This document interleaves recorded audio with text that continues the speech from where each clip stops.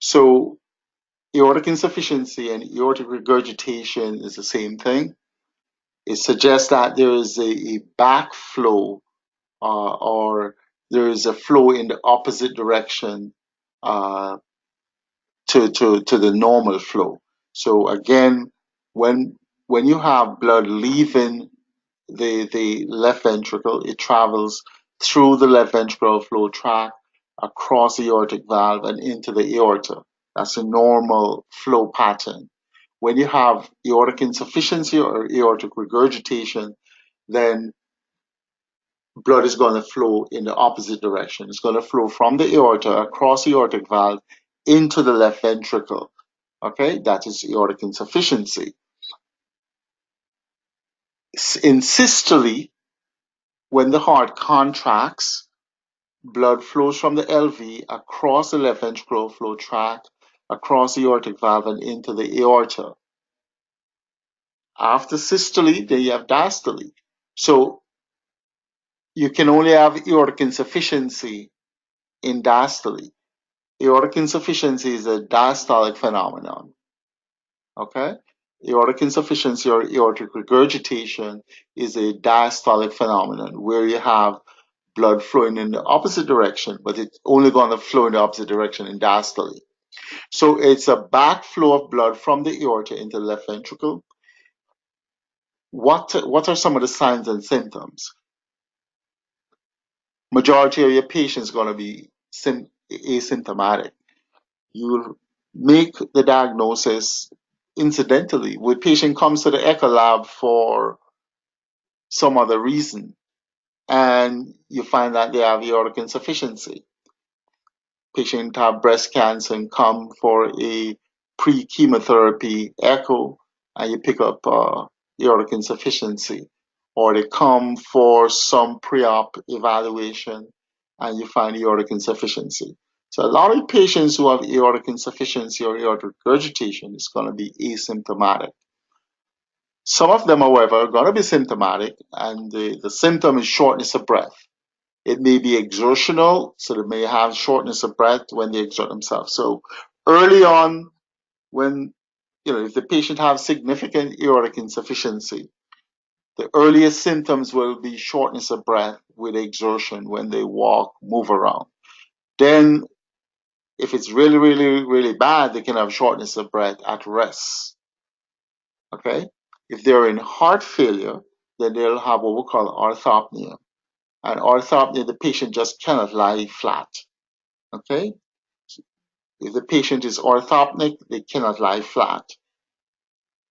Sometimes they can lie flat and they'll go to bed, and after a few hours, then they jump up and because what happened is when they're in the recumbent position, they're lying flat. The fluid that's in the interstitial space now enters the intravascular space. So the intravascular space, the blood, the plasma in the vascular system increase, and the heart becomes sort of engorged, and then they develop fluid in the lungs, so they have to sit up in bed to breathe. And that's what we call paroxysmal nocturnal dyspnea. Paroxysmal, that means, it comes in, it's not there all the time. It comes at certain time when the patient lie down for an extended period of time. Nocturnal mean night, and then dyspnea, shortness of breath. So, those are signs of a heart failure. So patient is orthopnic, or they may have paroxysmal nocturnal dyspnea. Palpitations, because the patient may have irregular heartbeats, premature beats, or they may have a tachycardia. So they will tell you a palpitation. And they can develop chest pains, third heart sound, which signify that they're going into heart failure, they're in heart failure.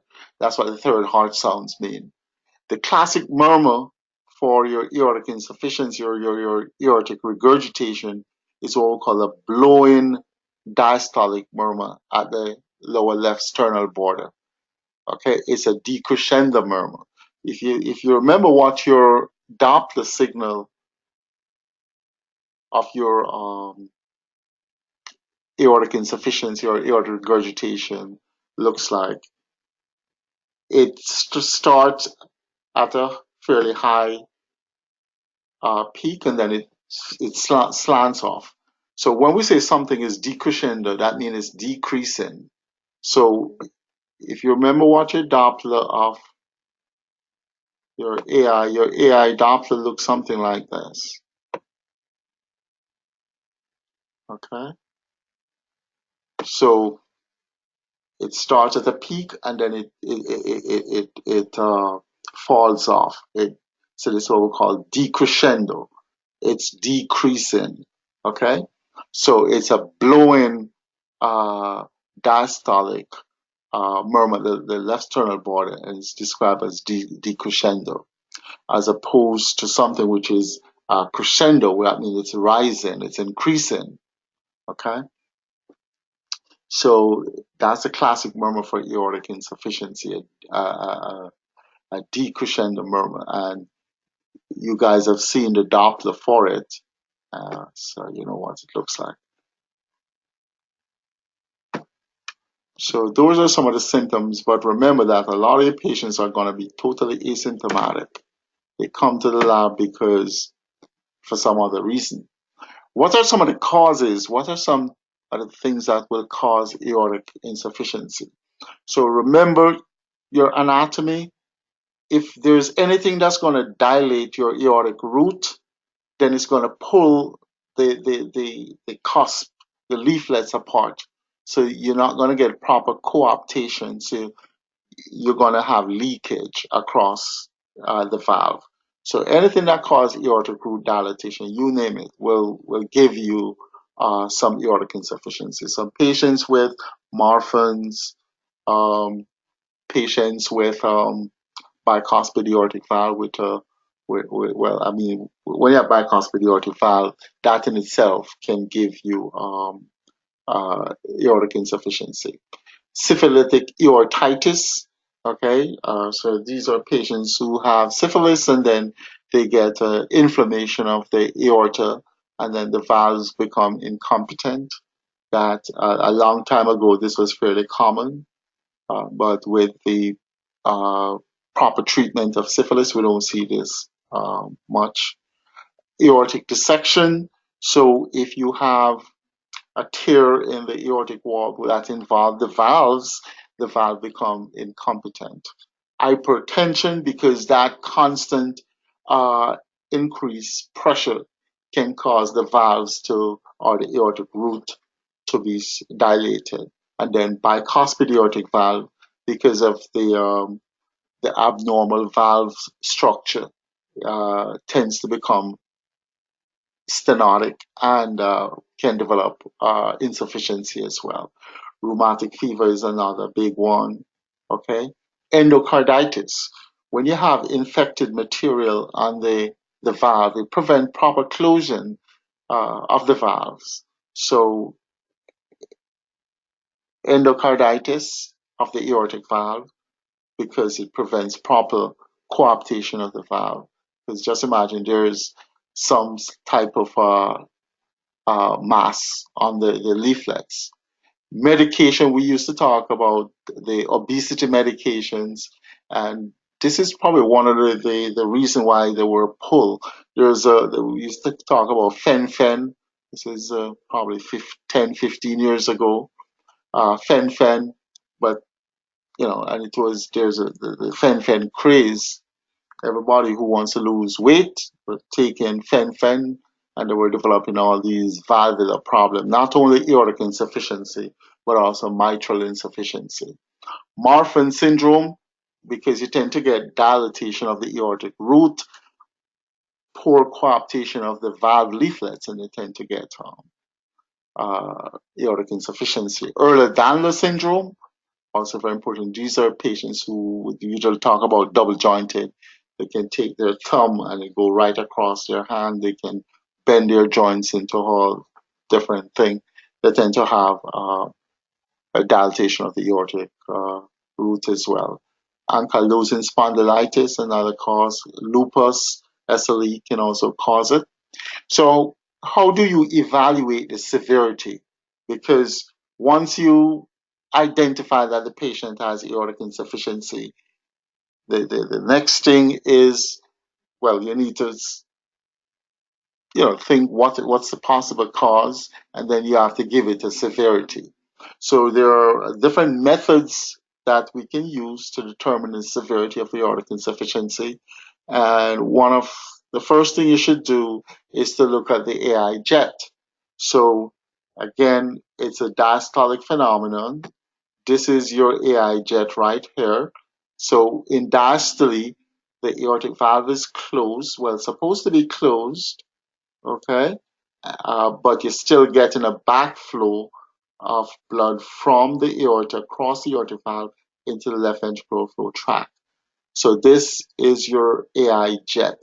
What you do, you measure the width of the AI jet, and you measure the width of the left ventricular flow tract, and you want to see the percentage of the jet to the outflow tract. If the jet width to the LVOT width is greater than equal to 65%, then we say it's severe AI. If the jet width is less than 25% of the LVOT diameter, we say if it's less than 25%, we say it's mild.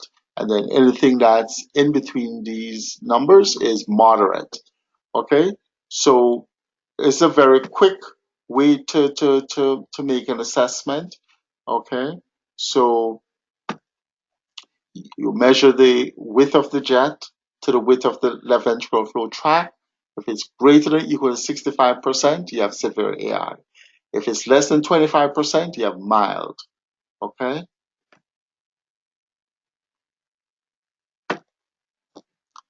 All right, so that's your LVOT uh, diameter or width, and then you measure the width of the regurgitant jet. Okay. The other thing we're gonna do is measure what we call the pressure half time. So remember, when we see this is your Doppler signal of aortic insufficiency.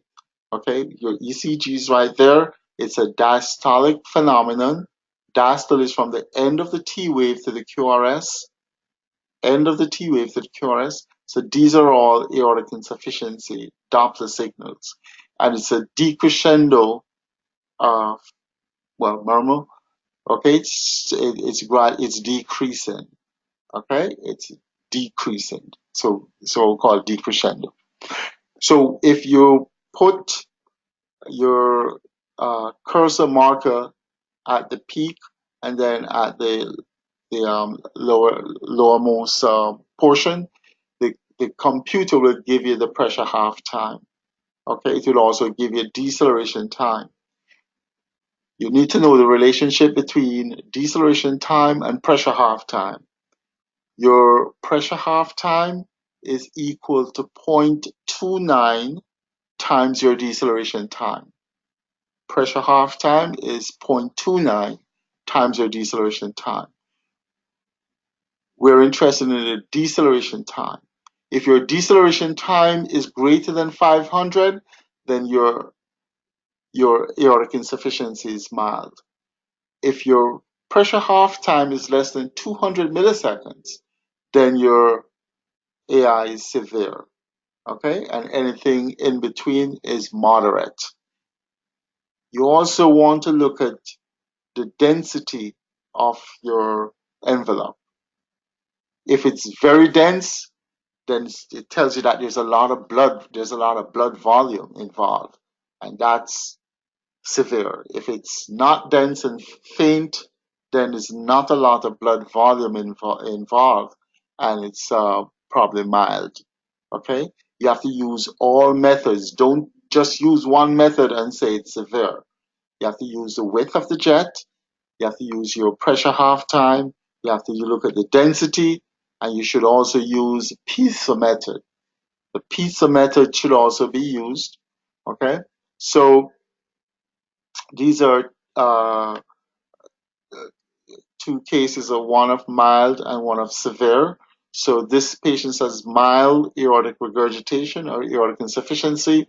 If you look at your color flow jet, you can see it's not very wide.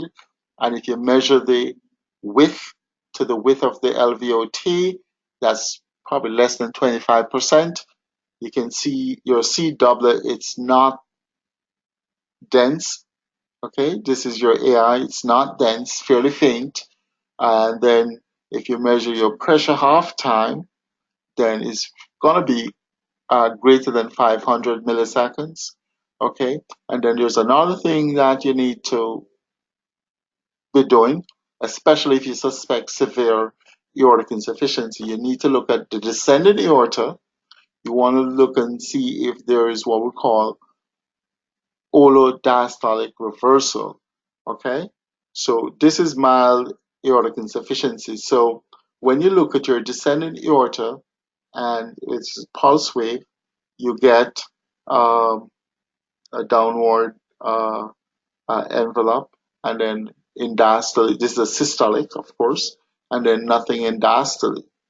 With severe aortic insufficiency, the width of your color flow is greater than or equal to 65% of the LVOT width.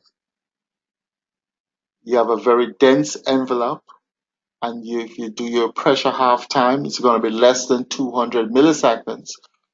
But very importantly, when you do your Doppler in the descending aorta, you get this holodiastolic flow reversal. Okay?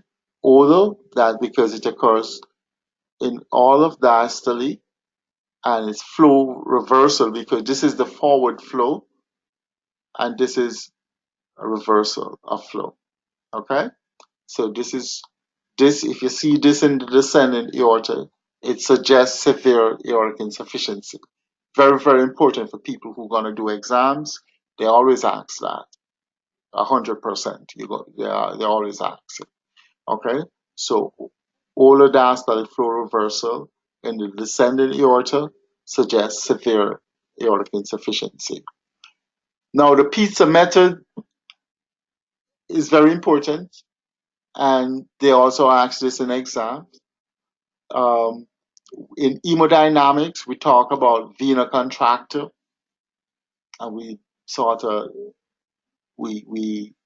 show you what vena contracta is. The vena contracta is the narrowest portion of the regurgitation. If your vena contracta is greater than 0.6 centimeters, it suggests severe aortic insufficiency. If your vena contracta is less than 0.3 centimeter, then it suggests mild aortic insufficiency. EROA, effective regurgitant orifice area. If it's greater or equal to 0.3 centimeters squared for AI, then it's severe. If your EROA is greater than or equal to 0.3 centimeters squared, it is severe for AI. If it's less than 0.1 centimeters squared, then it's mild. Regurgitant volume, that is the volume of blood that's going backwards. If it's more than 60 mLs, greater than or equal to 60 mLs, it suggests that your AI is severe. If it's less than 30 mLs, then it's mild. Your regurgitant fraction, that is, if you were to do the fraction of blood that's going backwards, if it's more than 50, greater than or equal to 50%, it is severe. If it's less than 30%, then it's mild. These numbers are very important for the people who are doing exams. It's very important even outside of doing exams, but even more so. All right, so, and then this is the table that compiles everything. Okay, this is the table that compiles everything. So, so once you know mild and severe, it's probably more important for you to know severe, because if the patient does not have severe, then it's either moderate or mild, and you can sort of figure out mild. But you need to know severe and mild, and then anything that falls in between is moderate. So for severe AI, again, remember we talk about the central jet. The width should be greater than or equal to 65% of the LVOT. You have to constantly do these things. We talk about the vena contracta greater than zero point 0.6 centimeters. Okay. So remember, the vena contracta is the narrowest portion of the regurgitation. All right. And then other supporting signs: the pressure half time less than 200 milliseconds, older diastolic aortic flow reversal in the descending aorta. We'll just show you what that looks like. Okay. And then again, if you have a lot of blood going back into the LV tends to get large. So a moderate or greater LV enlargement suggests severe AI. Then regurgitant volume greater than or equal to 60 mLs. So a lot of blood going back, yeah, severe. Regurgitant fraction greater than or equal to 50%. And then the EROA, effective regurgitant orifice area, greater than or equal to 0.3 centimeters squared. So severe. For mild, the central jet less than 25%, vena contracta less than 0.3, okay? No olar diastolic flow reversal, pressure half time greater than 500 milliseconds, normal LV size, regurgitant volume less than 30 mLs, regurgitant fraction less than 30%, and EROA less than zero point 0.1. So these are all the things that will give you mild, moderate, and severe, or categorize your AI into mild, moderate, and severe. All right. So this is aortic insufficiency in a nutshell. Remember, we don't use any one parameters to make the assessment. It's a combination of everything. Okay. So you have to do everything. So don't tell me the pressure half time is two less than 200, so it's severe. No, you have to use the density. You have to use the pressure half time. You have to use the width of the jet. Then if you can do the pizza method, then that's even uh, better. Regurgitant volume, regurgitant fraction, and the EROA. So on Thursday we will look at we'll look at some other we'll look at the ASC, the American Society of Echo review of aortic insufficiency, and we'll look at some other institution review and go over AI again. So you need to read up